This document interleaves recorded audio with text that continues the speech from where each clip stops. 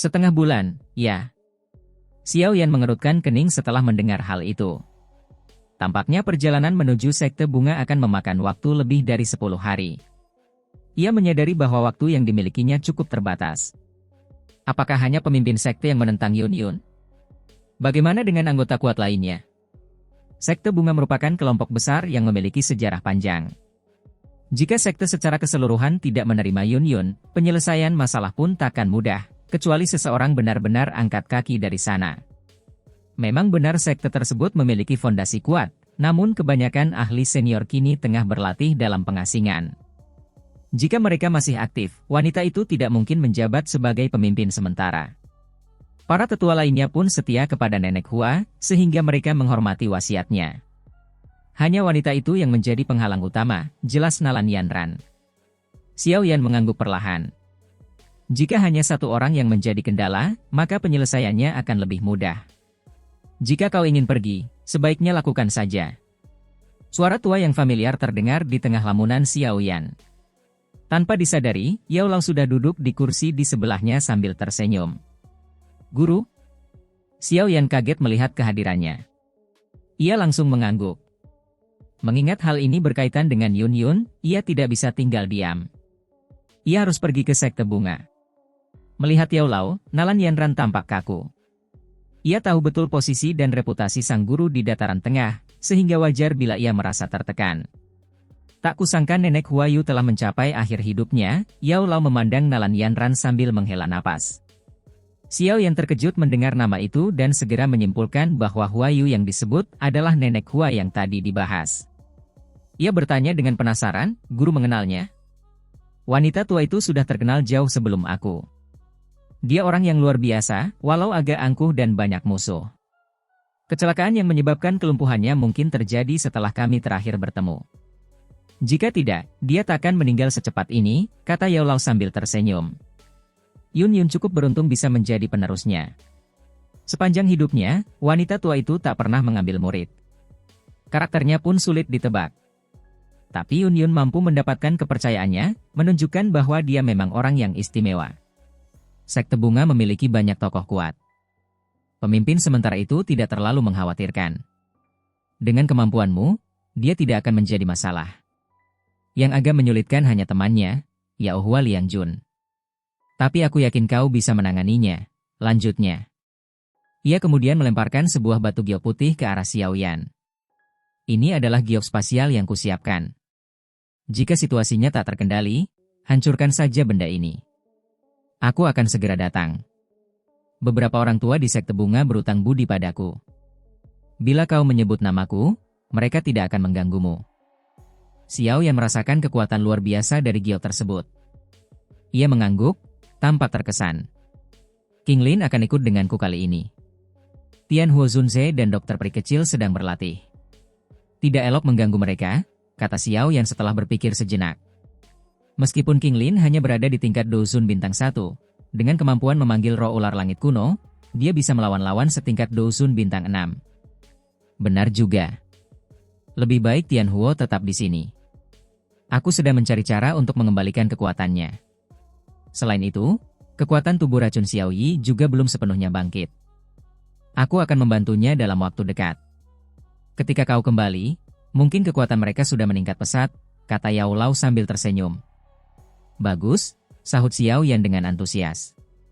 Ia tahu kemampuan Yao Lao jauh melebihi dirinya dalam mengendalikan racun. Jika memungkinkan, bantu Yun Yun menjadi pemimpin sekte bunga. Sekte itu cukup kuat. Jika ia memimpinnya, Paviliun Bintang Jatuh akan memiliki sekutu kuat, tambah Yao Lao perlahan. Xiao Yan mengangguk, meski ia tersenyum pahit. Setelah sekte awan berkabut dibubarkan, Yun Yun enggan kembali menjadi pemimpin sekte. Tidak ada yang tahu apakah ia bersedia kali ini. Baiklah, kalian sebaiknya segera berangkat. Waktu kita terbatas. Setelah mendengar persetujuan Xiao Yan, Yao Lao tersenyum dan melambaikan tangan. Dipahami. Xiao Yan mengangguk dan berjalan keluar aula. Nalan Yanran membungkuk hormat sebelum mengejarnya. Setelah keluar, Xiao Yan mencari King Lin dan segera meminta Nalan Yanran untuk memimpin jalan. Mereka bertiga pun memulai perjalanan panjang ke sekte bunga tanpa henti. Sekte bunga berada di bagian barat dataran tengah, cukup jauh dari pavilion bintang jatuh. Dengan kecepatan mereka, perjalanan akan memakan waktu lebih dari 10 hari. Untungnya, King Lin memanggil anggota suku ular piton tanah dalam 9 tenang untuk berubah ke bentuk aslinya dan menjadi tunggangan mereka, mempercepat perjalanan. Seekor makhluk raksasa melintasi langit dengan tubuh besar membelah awan, menghasilkan suara angin yang dalam. Xiao Yan duduk di atas punggung ular itu. Meskipun permukaannya licin dan dingin, tubuhnya tidak bergoyang sedikit pun. Angin berembus kencang, namun rambut Xiao Yan tetap diam. Ia memejamkan mata, pikirannya fokus pada titik antara alis. Di sana, api pembeku tulang menyala, memancarkan hawa dingin unik namun menyimpan panas yang liar. Kombinasi ini mencerminkan keajaiban alam yang sempurna. Alis Xiao Yan adalah tempat kekuatan spiritualnya bersarang. Karena ia telah menanamkan jejak spiritual dalam api tersebut, suhu dinginnya tidak mengganggu jiwanya, justru membuat fluktuasi spiritualnya semakin kuat. Segel api putih di antara alisnya bersinar redup. Xiao Yan terus menyatu dengan api tersebut, mencoba menjinakkannya. Api ini dulunya milik Yao Lao dan menyimpan sedikit perlawanan terhadap pemilik baru. Namun, keakraban selama bertahun-tahun membuat proses ini berjalan lebih cepat dari perkiraan. Xiao Yan akhirnya menyadari bahwa karena api itu pernah disegel dalam tubuhnya saat Yao Lao tertangkap, ia sebenarnya telah menjadi pemilik kedua. Sekarang, ia hanya memperkuat hubungan tersebut hingga menjadi pemilik utama. Selama perjalanan, ia terus fokus, menyatu dengan api pembeku tulang. Berkat kegigihannya, api itu perlahan menerima dirinya sepenuhnya. Saat duduk bersila di atas punggung ular, napas Xiao Yan melambat. Segel api di dahinya bersinar sebelum perlahan-lahan terserap ke dalam kulitnya. Perubahan mendadak ini mengejutkan Nalan Yanran dan King Lin. Sebelum sempat bereaksi, Xiao Yan membuka mata. Api putih pekat menyala di dalam matanya. Pada saat itu, api pembeku tulang akhirnya sepenuhnya tunduk kepadanya. Cahaya putih pekat menyelimuti pandangan Xiao Yan. Butuh waktu cukup lama sebelum penglihatannya kembali normal. Saat api itu mereda, pandangan matanya pun kembali bening. Dia menghembuskan napas berat, udara hangat keluar dari mulutnya. Wajahnya terlihat bersinar lembut, dan meskipun ia mencoba menyembunyikannya, ada kegembiraan yang sulit ditutupi. Dalam benaknya, dia tidak menyangka akan mampu menaklukkan perlawanan dari api pembeku tulang hanya dalam hitungan belasan hari. Kini, api pembeku tulang telah menyatu sepenuhnya denganku. Kapan saja bisa aku serap? Raut wajahnya berubah menjadi lebih serius. Meski api itu sudah jinak, proses menyerap dan memurnikannya jelas akan membutuhkan waktu panjang. Mengingat mereka hampir tiba di sekte bunga, ini bukan saat yang tepat untuk melakukannya. Aku akan menundanya sampai urusan dengan Yun Yun selesai. Setelah menetapkan keputusan, Xiao Yan menenangkan diri dan mengendalikan api di antara alisnya. Lalu dia menoleh pada Nalan Yanran di sebelahnya dan bertanya, masih berapa lama hingga kita tiba di sekte bunga? Seharusnya dalam 2 hari lagi.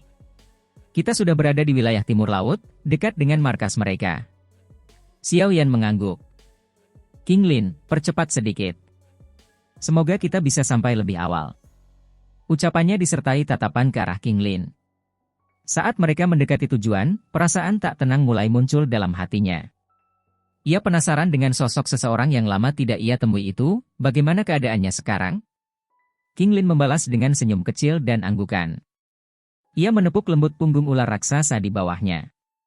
Dengan sekejap, kecepatan mereka di udara meningkat drastis. 3 hari kemudian, mereka yang tampak kelelahan melambatkan perjalanan di atas deretan pegunungan luas. Nalan Yanran memindai sekeliling sebelum akhirnya mendarat. Sebuah benda berbentuk kelopak bunga meluncur keluar dari cincin penyimpanannya. Begitu benda itu memasuki area depan mereka, ruang di sekitarnya mulai bergetar pelan. Tak lama kemudian, muncul sebuah penghalang raksasa yang mengaburkan pandangan. Penghalang spasial sebesar ini, luar biasa, gumam Xiao Yan terkejut. Meskipun sekte bunga tak sekuat kelompok pencipta alam, teknik mereka dalam menyembunyikan lokasi seperti ini sangat mengesankan. Penghalang itu berdenyut perlahan dan terbuka membentuk celah. Nalan Yanran memberi isyarat, lalu masuk lebih dulu. King Lin pun segera menyimpan ular besarnya dan mengikuti dari belakang bersama Xiao Yan.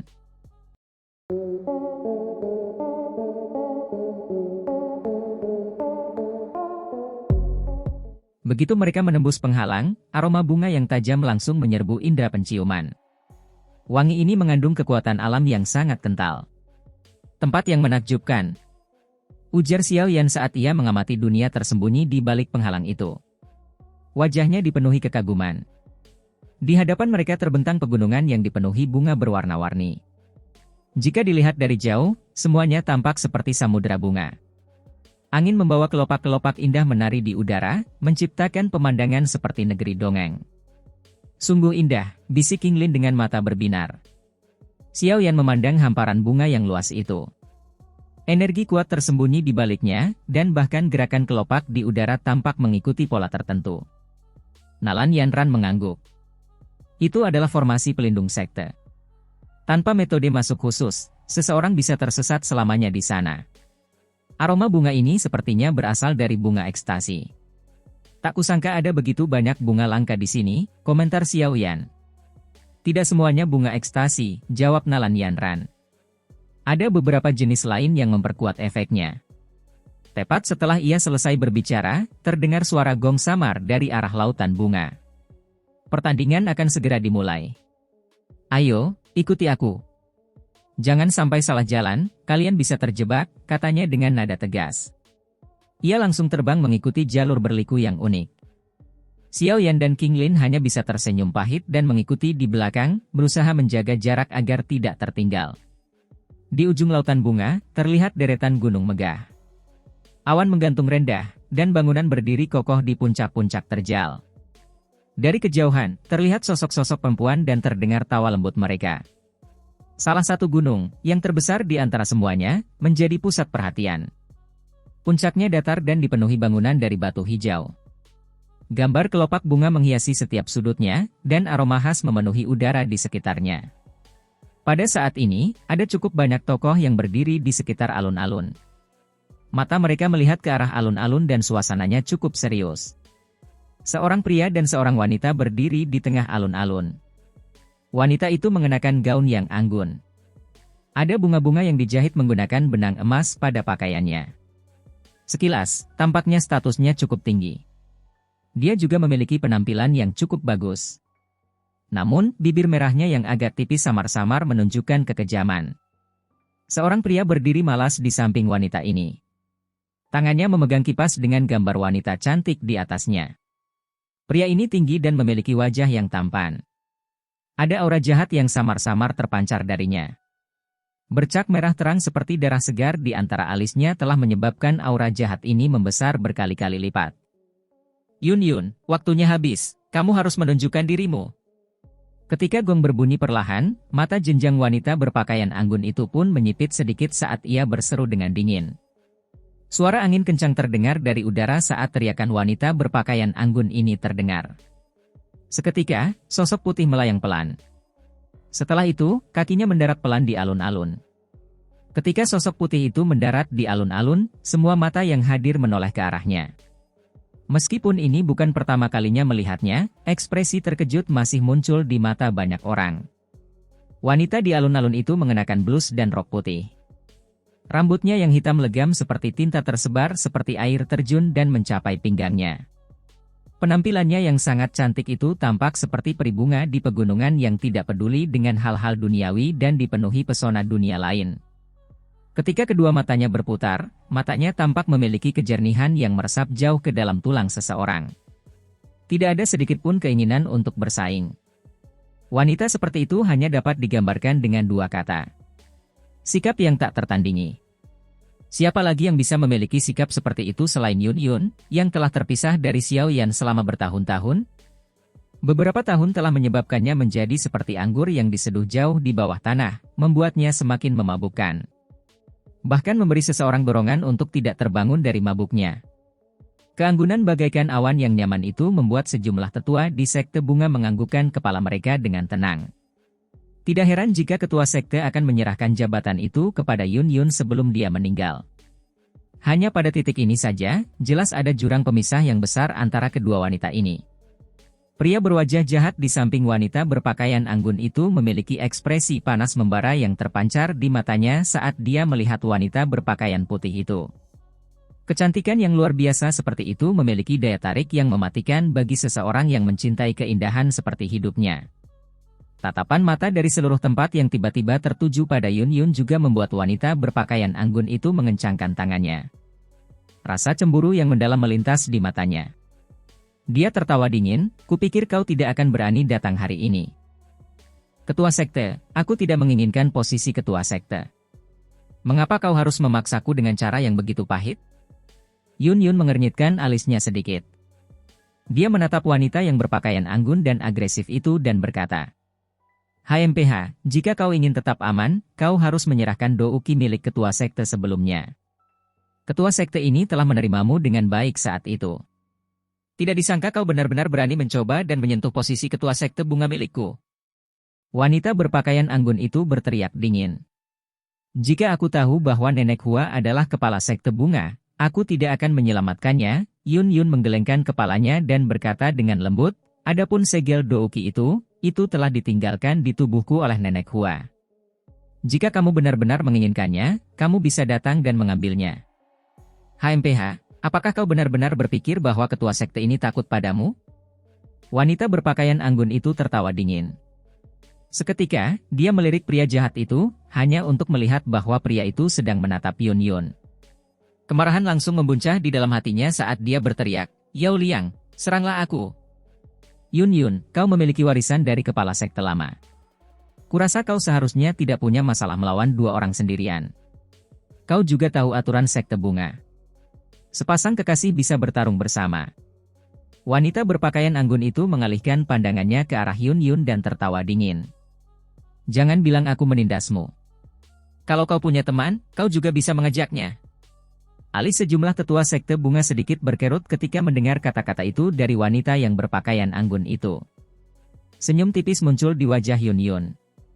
Dia perlahan menggelengkan kepalanya dan berkata dengan lembut, ketua sekte bisa saja menyerang. Aku tidak.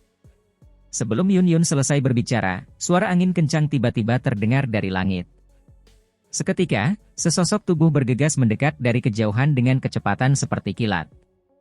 Dalam beberapa kilatan, sosok itu sudah muncul di samping Yun Yun di alun-alun. Setelah itu, sosok itu meraih tangan Yun Yun di depan banyak mata yang tercengang. Pada saat yang sama, suara menggoda yang sangat memuakkan terdengar, menyebabkan wajah Yun Yun memerah hampir seketika.